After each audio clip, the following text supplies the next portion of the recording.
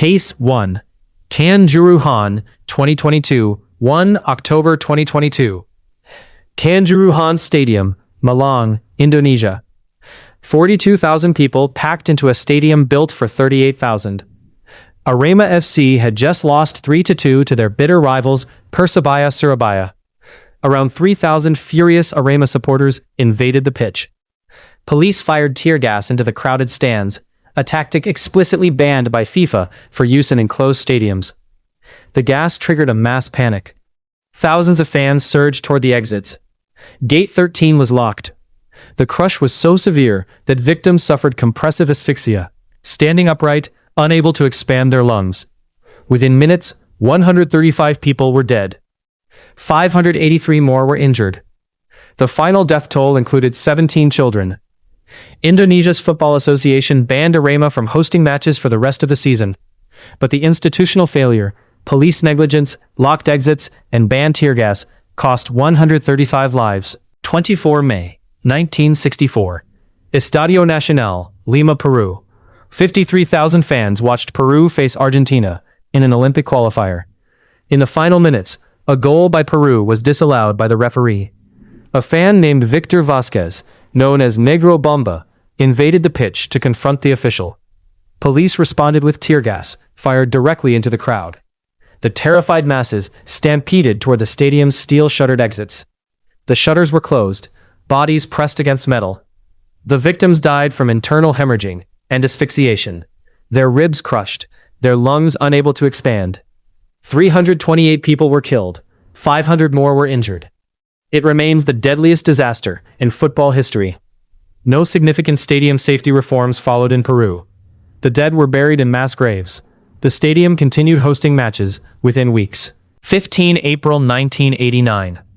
Hillsborough Stadium, Sheffield, England. 54,000 Liverpool fans arrived for the FA Cup semi-final against Nottingham Forest. Kickoff was at 3 p.m. By 2:52 p.m., thousands remained outside the Leppings Lane end, bottlenecked in a narrow tunnel. Police Commander David Duckenfield ordered the opening of an exit gate to relieve the pressure. He did not close the central tunnel leading to the already full standing terraces. 2,000 fans poured into a pen designed for 1,600. The crowd surged forward as the match began. Those at the front were pressed against steel fencing. Faces turned blue. Ribs snapped. 96 people died that day. 38 of them children or teenagers. 766 were injured.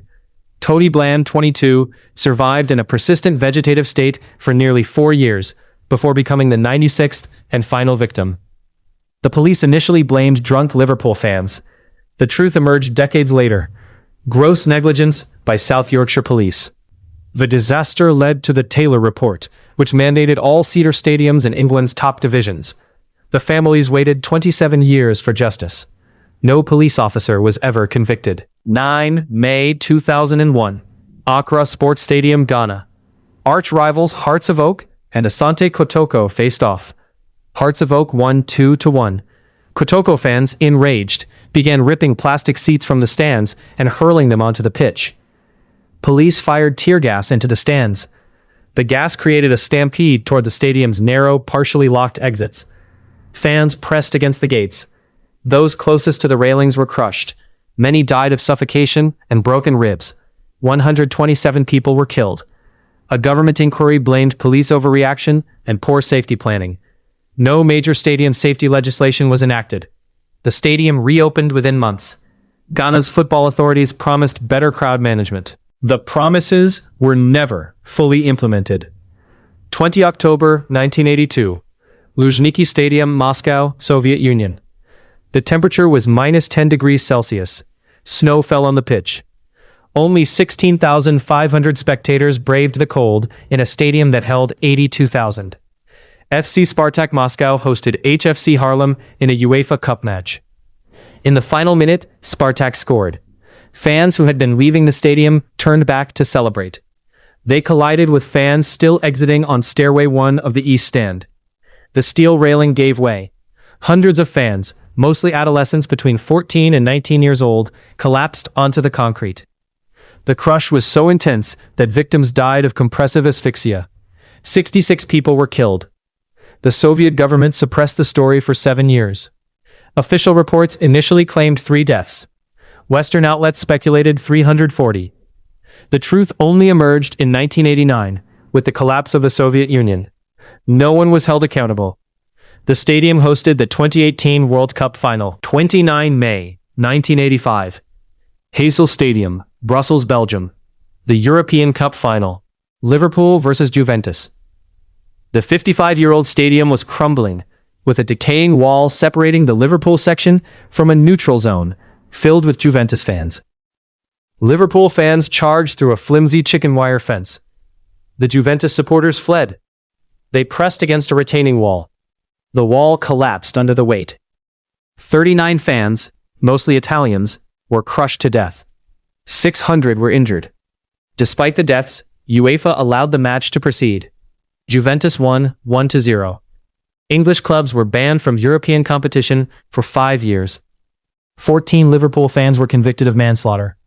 The disaster exposed the negligence of UEFA, Belgian authorities, and the stadium's owners. No structural safety reforms were mandated. Heysel was renovated and renamed. 2 January 1971. Ibrox Park, Glasgow, Scotland. 80,000 fans packed the stadium for the Old Firm derby between Rangers and Celtic. The match ended 1-1. As fans began leaving, Rangers scored a dramatic late equalizer. Supporters turned back to celebrate. They collided with thousands still exiting down Stairway 13, a steep, narrow concrete staircase. The crowd surged. Those at the bottom were crushed against the steel turnstiles. 66 people were killed. 145 more were injured. Among the dead were 5 boys from Markinch and a child named Nigel Pickup. The disaster led to the introduction of the Safety of Sports Grounds Act in 1975, which gave local authorities power to regulate stadium safety. But the lessons were not fully learned. 14 years later, 96 would die at Hillsborough. 11th May, 1985. Valley Parade, Bradford, England. Bradford City was celebrating its 3rd Division championship. 3:40 p.m., a small fire broke out in Block G of the main stand, a 77-year-old wooden structure. A discarded cigarette or match had fallen through a wooden floorboard into accumulated rubbish beneath the stand. The wooden roof caught fire. In less than 4 minutes, with strong winds fanning the flames, the entire stand was engulfed.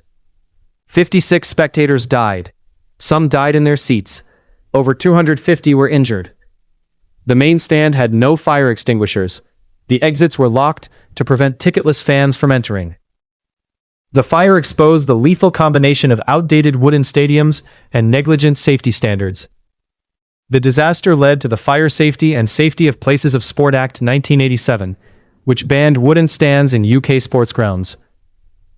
But for 56 fans, including elderly men, women, and children, the legislation came too late. If you enjoyed this video, subscribe for similar ones, and feel free to drop suggestions for the next video in the comments.